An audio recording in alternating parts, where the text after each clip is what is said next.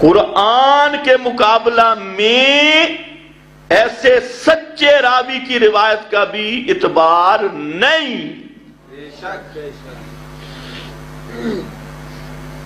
ایک اور مسئلہ پیش آ گیا کہ کلیب بدر میں بدر کی جنگ ختم ہوئی تو وہاں پر 70 صنادید قریش، بڑے بڑے قریشی مشرک، وہ مارے گئے۔ تو آپ نے وہاں کنویں میں ان کو ڈلوایا اور تیسرے دن بدر کے کنویں پہ آپ کھڑے ہوئے اور فرمایا حل وجدتم، اوپر ڈنڈے کا زور بھی دیا اور پڑا کس میں؟ ابو جہل۔ ابو جہل ابو جہل کہتے ہیں کسی کو کہنا کچھ نہیں چاہیے، تو ابو جہل کیوں بولتے؟ وہ تو ابو الحکم تھا۔ آپ کو میری بات سمجھ آ رہی ہے؟ وہ کون تھا؟ اس کا نام ابو جہل تھا۔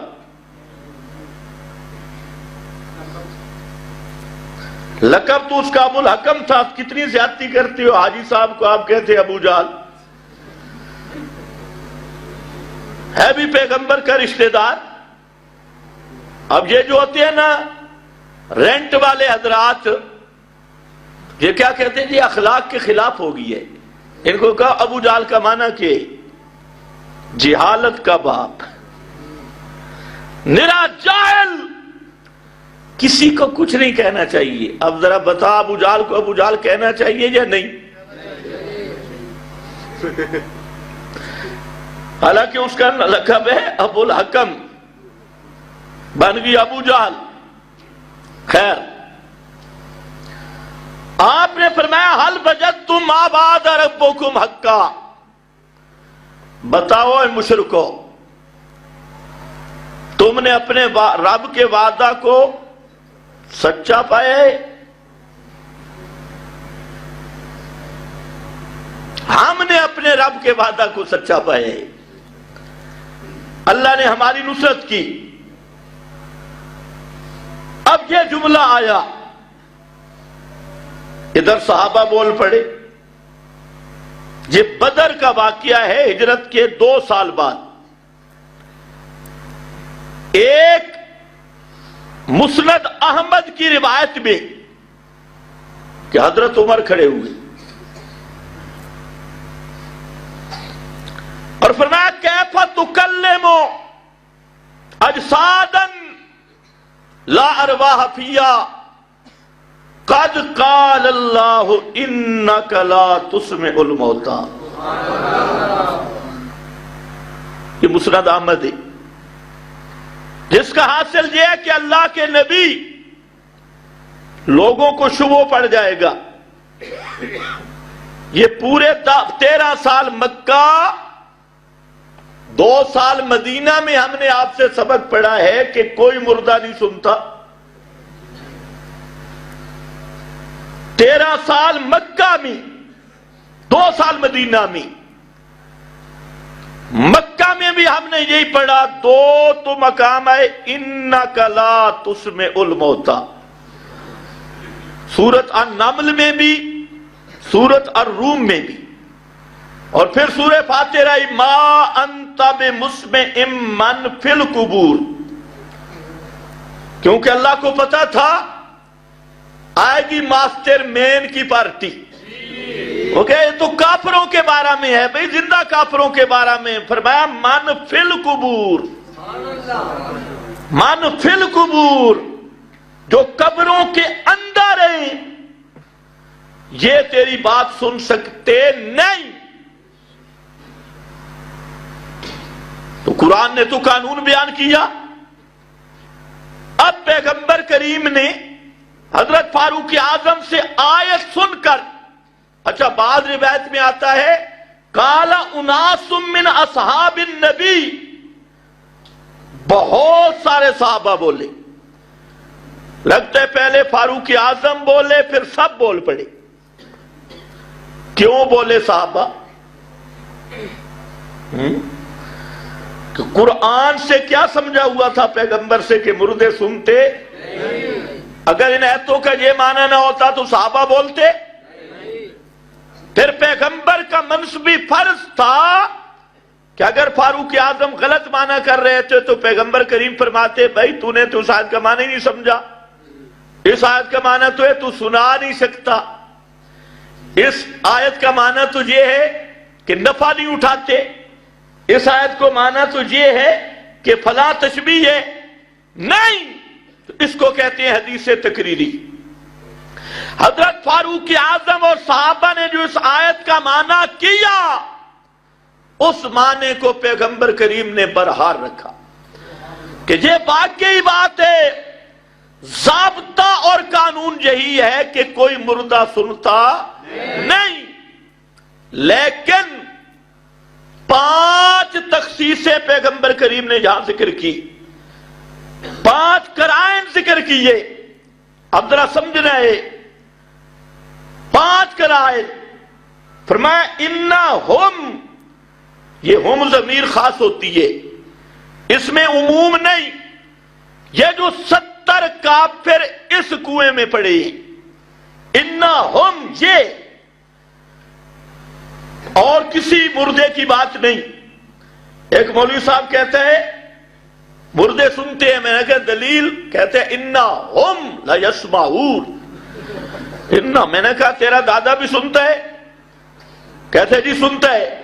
میں نے کہا ہم ضمیر ذرا باڑ دادے نو، انا ہم کی ضمیر کے مرجے میں تیرا دادا ہے؟ اب خاموش ہو گیا۔ مگر ادھر تو ابو جہل پڑھا ہے۔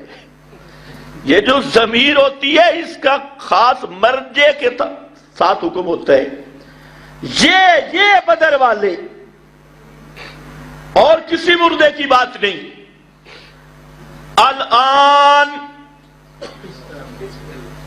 الان کا کیا معنی؟ نہ پہلے بھی 3 دن ان کو گزر گئے، نہ بعد میں، اس وقت، الان، اب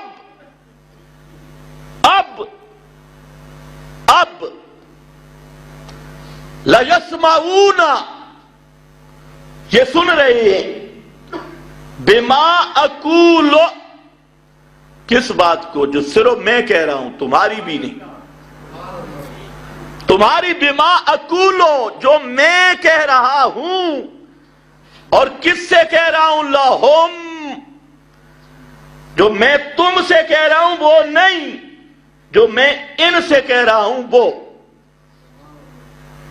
توجہ ہے؟ ہم ضمیر بھی خاص، صرف یہ مردے، وقت بھی خاص، سارے بولو الان۔ الان کا معنی ہوتا ہے اب، نہ بعد میں نہ پہلے، الان۔ اور نمبر 3 میری گفتگو، تمہاری بھی نہیں۔ نمبر 4 میری گفتگو جو ان سے ہو رہی ہے، ان سے ہو رہی ہے۔ صحابہ سمجھ گئے؟ اب یہ مسئلہ تو صاف ہو گیا۔ یہ روایت حضرت عائشہ تک پہنچی۔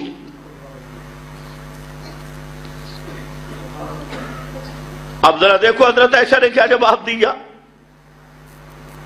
فرمایا کیف یقول رسول اللہ، فرمایا یسمعون کا معنی تم نے نہیں سمجھا۔ یسمعون کے 2 معنی، ایک معنی ہے کانوں سے سننا، اور سننے سے علم حاصل ہوتا ہے، اور ایک معنی ہے لازم جاننا۔ پیغمبر نے یہ نہیں فرمایا کہ یہ سن رہے ہیں، آپ کا مقصد ہے کہ میں نے دنیا میں کہتا تھا میری بات نہیں مانو گے، جہنم میں جاؤ گے، اب یہ جہنم میں پہنچ گئے اور اب انہیں معلوم ہو گیا کہ دنیا میں جو محمد کی دعوت تھی وہ حق تھی۔ یہ حضرت عائشہ وہ تو ابن عمر حدیث لایا ہے قلیب بدر، فرمایا حدیث برحق ہے لیکن اس کا معنی یہ ہے، اور یہ معنی کہ مردے سنتے ہوں یہ رسول پاک نہیں کہہ سکتے، کیوں؟ قد قال اللہ انک لا تسمع الموتى ما انت بمسمع من فی القبور، اسی آیت کو پیش کیا۔ تو کس کی حکومت بانی، حکمرانی کس کی ہے؟ کتاب اللہ کی۔ آج اگر امت اس پہ آ جائے، اب یہاں دو غلط نظریاتی، ایک وہ پارٹی پیدا ہو گئی کہ وہ قرآن کا نام لیتے ہیں لیکن قرآن کو جج اور فیصل نہیں مانتے، حاکمیت نہیں مانتے، قرآن کی نام لیتے ہیں۔ اور ایک پارٹی وہ ہے جو قرآن کا نام لیتی ہے لیکن بیان قرآن میں خالصتاً تحریف کی مرتکب ہے۔ قرآن کا معنی، ترجمہ، مراد اپنی خواہش کے مطابق موڑتے جاتی، پھرتے جاتی۔ دونوں فطروں پہ نظر رکھنی ضروری ہے۔ قرآن کا معنی مفہوم وہی معتبر رہے جو پیغمبر اور پیغمبر کے صحابہ سے آ رہا ہے۔ قرآن انا انزلناہ قرآنا عربیہ، یہ قرآن عربی ہے اور اس کا مفسر بھی عربی ہے، لتبین للناس۔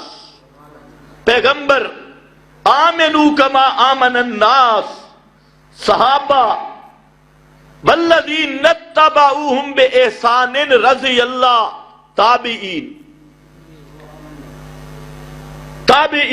اسی لیے علماء کہتے ہیں کہ صحابہ تابعین کے بعد قرآن پاک میں کسی کی رائے کا اعتبار نہیں ہے، اور صحابہ اور تابعین وہ ہیں کہ وہ تفسیر کرتے ہیں جو انہوں نے اللہ کے رسول سے سنی ہے۔ تابعین نے صحابہ سے، صحابہ نے نبی کریم علیہ السلام سے۔ تو بہرحال یہ دو فتنے ہیں، ایک فتنہ یہ کہ قرآن کا معنی بگاڑتے ہیں اور گھسیٹ گھسیٹ کر اپنی خواہشات پہ فٹنگ کرتے ہیں، یہ بھی کفر ہے۔ قرآن پاک میں تحریف کرنا خالص کفر ہے۔ اور دوسری پارٹی وہ ہے جو قرآن کا نام لیتی ہے لیکن قرآن کو حاکم نہیں مانتی، قرآن کی عظمت کی قائل ہی نہیں ہے۔ دوسروں کو ڈرانا ہو تو قرآن قرآن قرآن قرآن، اور جب آپس میں مسئلہ آ جائے تو پھر بزرگ، پھر پابندی لگ رہی ہے، میرا بزرگ میرا بزرگ۔ میں نے کہا اگر بزرگ ہی ماننے تھے نا تو المحند مان لیتے، اس پہ بھی تو 25 بزرگوں کی تصدیقیں بقول ان کے موجود ہیں۔ یہ الگ بات ہے کہ ہم کہتے ہیں یہ 14ویں صدی کا سب سے بڑا پراڈ ہے، لیکن پھر بھی حوالے تو ہیں۔ آپ اگر خوشبو والا عقیدہ دیکھ لیں اس پر کتنے بزرگوں کی تقریریں ہیں، تو پھر کوئی ایسا کسوٹی بھی بتاؤ نا، وہ بزرگ کیوں نہیں مانتے؟